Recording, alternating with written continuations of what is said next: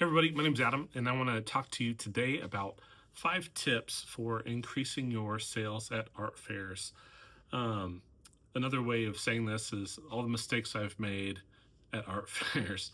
I feel like I've learned a lot the last few years. It's gotten me to a point where I was able to get into my own studio, um, and so it's been a cool journey.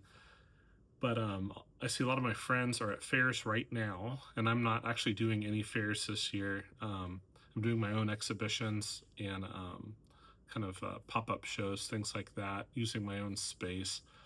But some of you are newer and just starting out, and some of you have been doing this for a long time. But I want to kind of talk about 5 areas that made the biggest difference for me once I figured how these things worked. First one I put down on my cheat sheet board in front of me is what kind of event is it?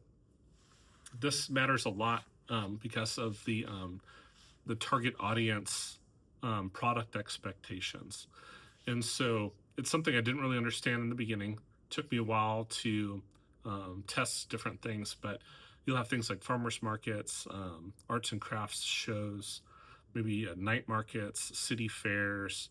Um, You'll have kind of a tag along event type things, juried art festivals.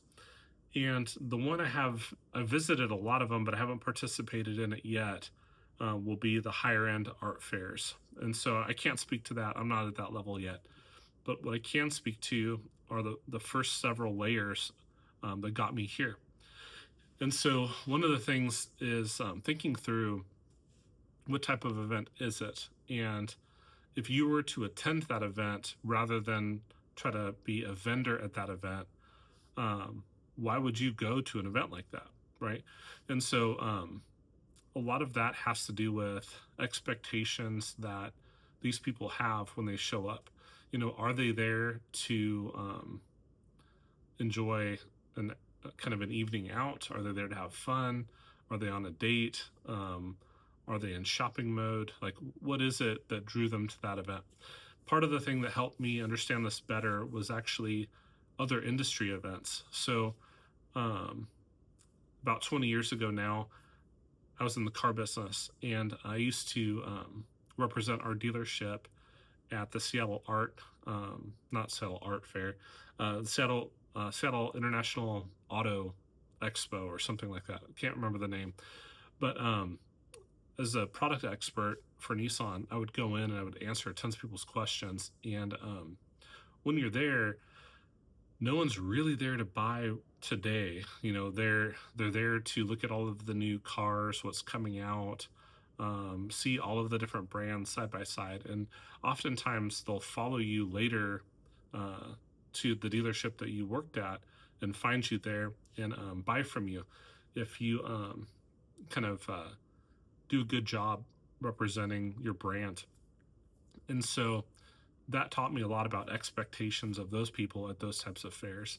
And then we own a pet store and an animal hospital today. And so when we go to either the Western Veterinary Conference or Super Zoo, we're not always there to buy that day, but we will do a lot of networking, and we'll try to figure out a lot of the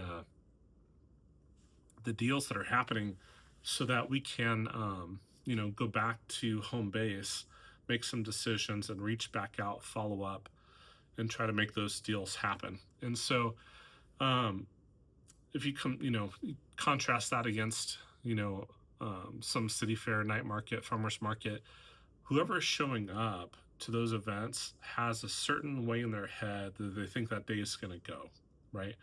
And so what that allows you to do is it allows you to show up with the stuff that those types of people would want to see, right? And some vendors have it easier than others. I've gotten stationed next to the pepperoni guy a couple years at a city festival, and the pepperoni guy kills it. Like he sells $15,000 of pepperoni, which is a lot of pepperoni in 3 days, right? So I think if most of my art friends had $15,000 art fair sales, they'd be pretty excited. And that's not typically what happens. It's possible, um, but that's not typically what happens. And so the pepperoni example just shows you that, the right type of product in the right place at the right time does super well. And if you don't do that, if you don't take the time to think through who's going to show up at the fairs and what should you bring, um, it really affects your ability to sell anything. Um, One of the years that I got outsold by someone that wasn't even an artist, but was selling, he was a retired math teacher, and he was selling these coasters. And he sold way more coasters than I did my artwork during that event, simply because right product, right place, right time. And so it does matter quite a bit. And it has a lot to do with, like, why are they there? If they're not there for shopping, if they're there for some other entertainment, do they really want to carry a bunch of stuff around with them all the time? And the answer is probably no.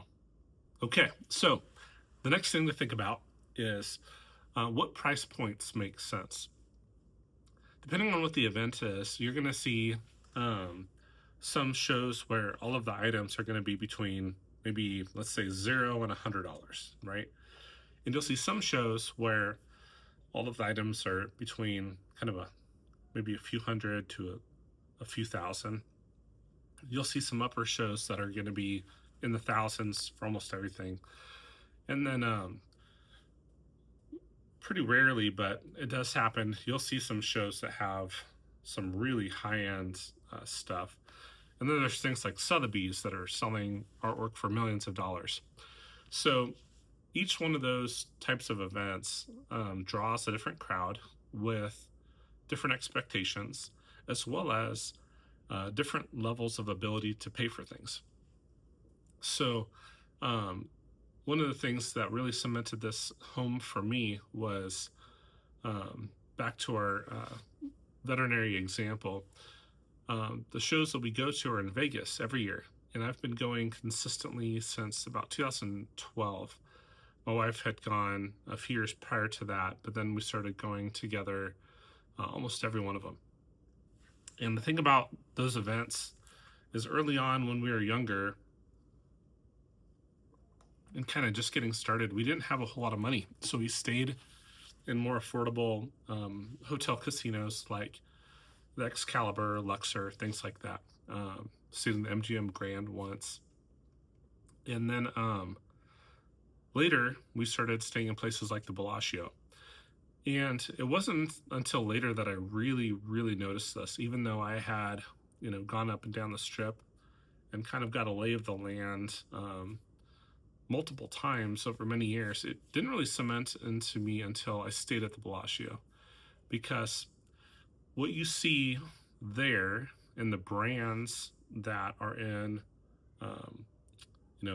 in reach of the Bellagio are all the higher end brands, Gucci, Louis Vuitton, Rolex. You'll see the same thing at Caesar's Forums. But then you go to, Luxor and Excalibur, things like that. And the types of shops that show up there are just different. So one of the things for me, like, if I wanted to find where the art galleries were, they're really only in a couple spots on the Strip. And in most cases, they are closer to where the more expensive hotels are. And I know that none of that is an accident. All of that has to do with positioning. If you have a high-end product, you have to position it near where those people are going to stay. And if you have a low or mid range product, you have to kind of position those things where those people will be. It makes obvious sense when you think about it. If you do like an inventory of what products are next to which things, all of those things affect perceived value of things and ultimately the prices. And so if you are at a fair that is kind of lower middle range, and you have products that are in the high range, good luck with that, right? And vice versa. If you have products that are low and middle and you try to bring them to a high-end event, the people up there are not looking for that kind of stuff. Not normally. You might have a few sales, but you're really not going to get a whole lot, simply because it's in the wrong place, you know. So those are things I sort of took for granted early on, because I felt like my art was approachable and accessible, and doesn't matter how much the person wanted to spend or whatever, anybody could afford it. But I thought about it all wrong. I was thinking about it from my perspective rather than their perspective. And I think that once I learned how to put the right products in front of the right audience, it changed everything for me. The next tip I want to talk about is what does your tent or booth look like? This is kind of tied to the last one also. It has a lot to do with expectations. One thing that I noticed when I first started is I didn't invest hardly any money in that stuff. I got the bare bones presentation. The unfortunate part for me is it looked like the bare bones presentation, right? And so I had expensive products displayed on inexpensive materials. And it's not necessarily that you have to spend a lot on the materials, but you have to spend enough probably, and they have to be presented well. There probably are little ways you can stretch $1 on your presentation, but only to a certain point. And that's a lot like thinking through, you know, in everyday life, what does a Dollar Tree look like on the inside and the outside from a brand perspective? What does Walmart look like? What does Target look like? What does Nordstrom's look like? What does a Rolex store look like, right? And every one of them are very intentional about what they're putting in there.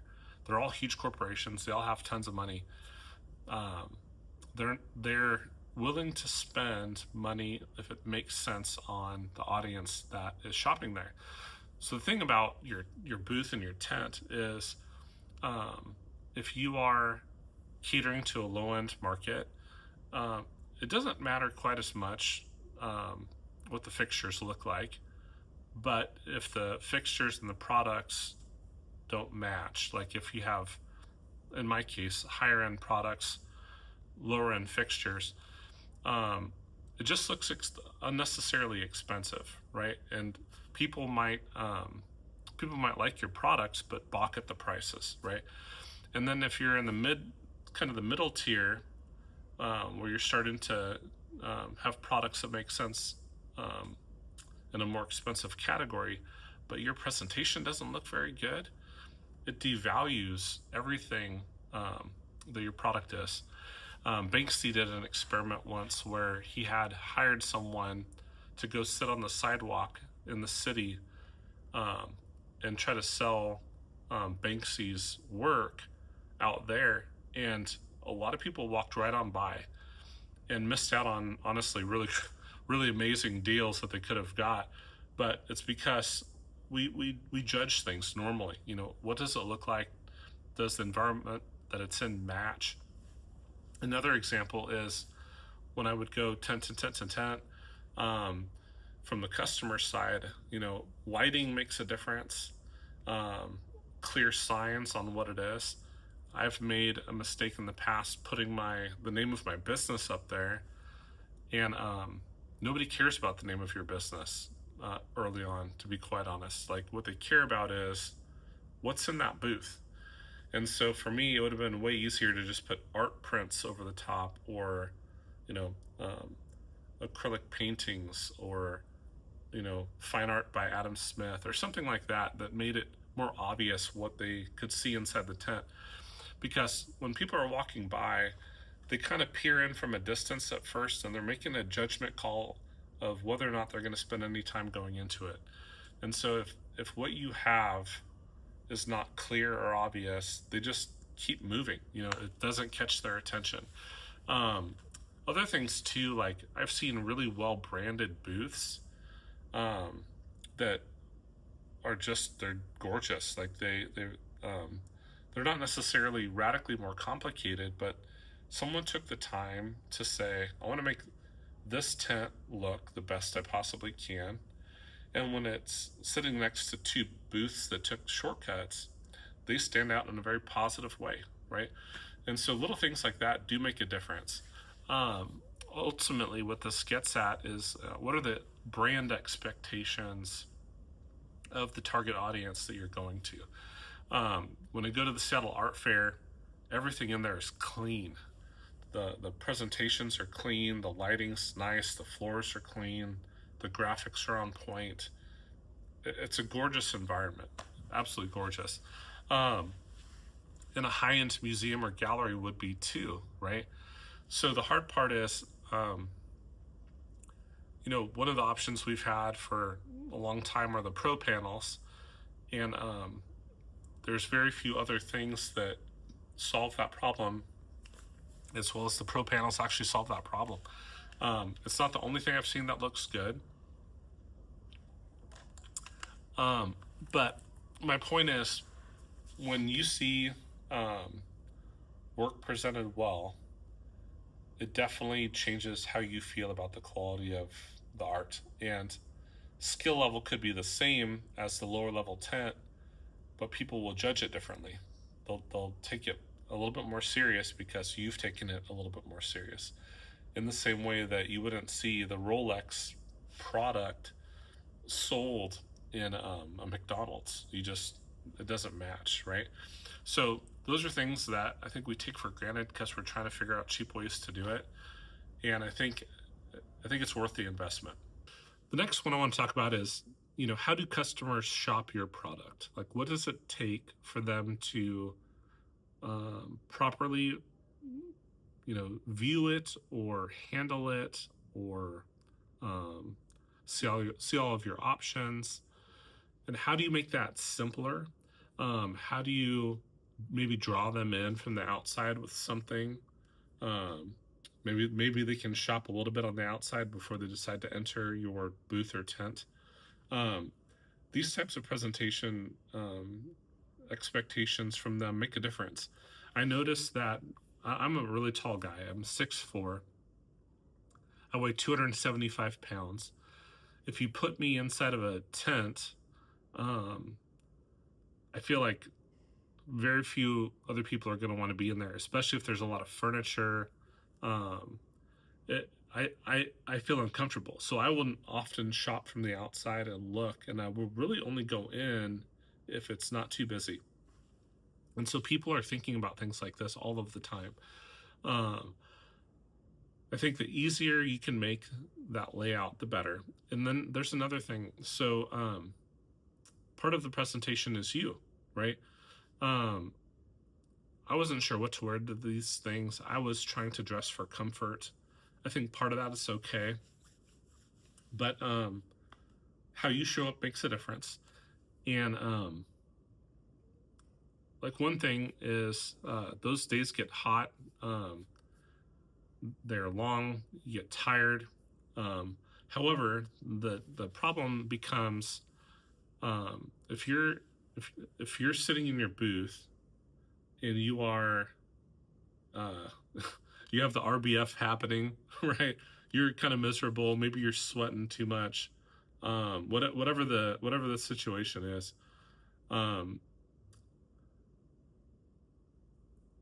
that's communicating too, right? If you don't look approachable, that's communicating too. If you're in the way, that communicates. If you're seated, it feels weird. Just think about what your expectations are when you walk into a gallery, like a physical gallery. How would you want that gallery assistant to show up?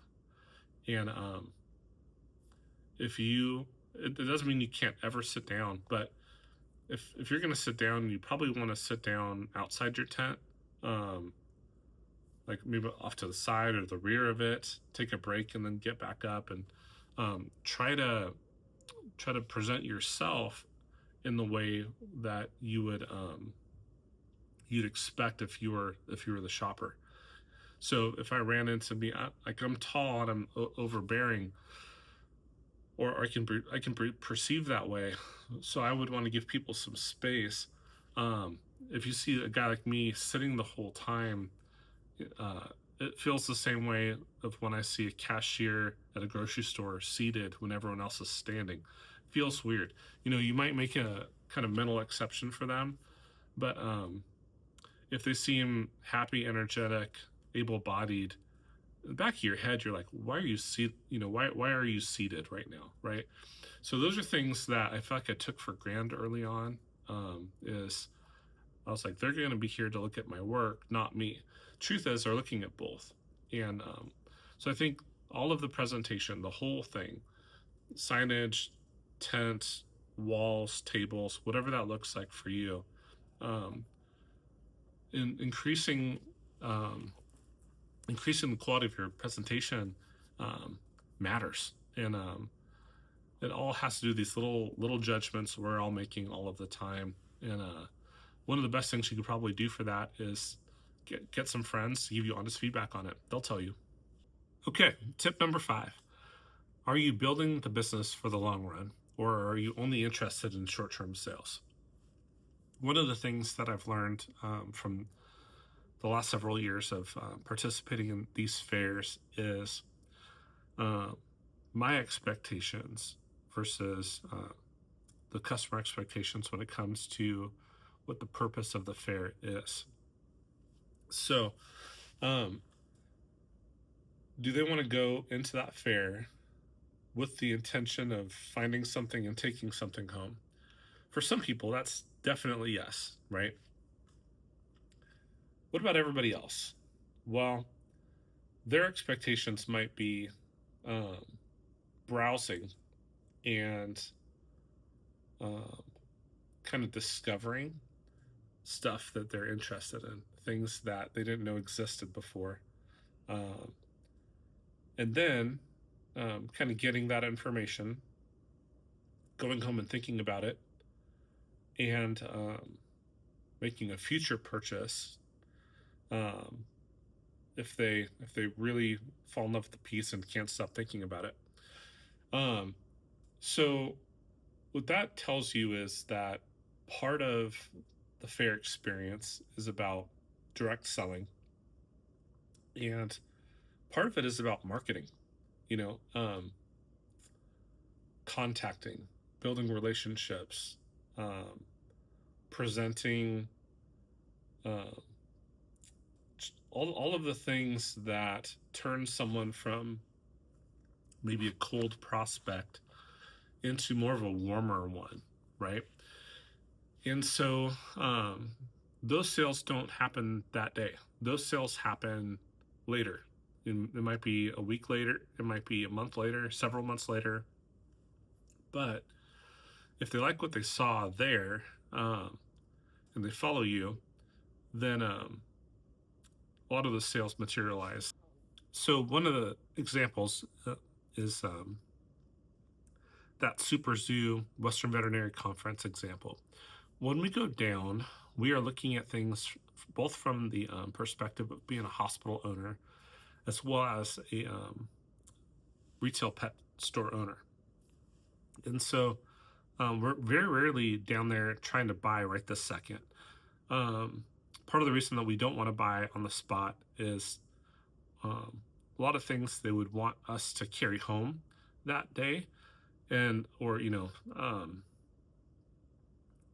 we would have to ship it home or fly it home, and we don't want to have to carry that stuff with us. So very rarely are we there to buy anything on the spot. What we are there to do, though, is we are there to network.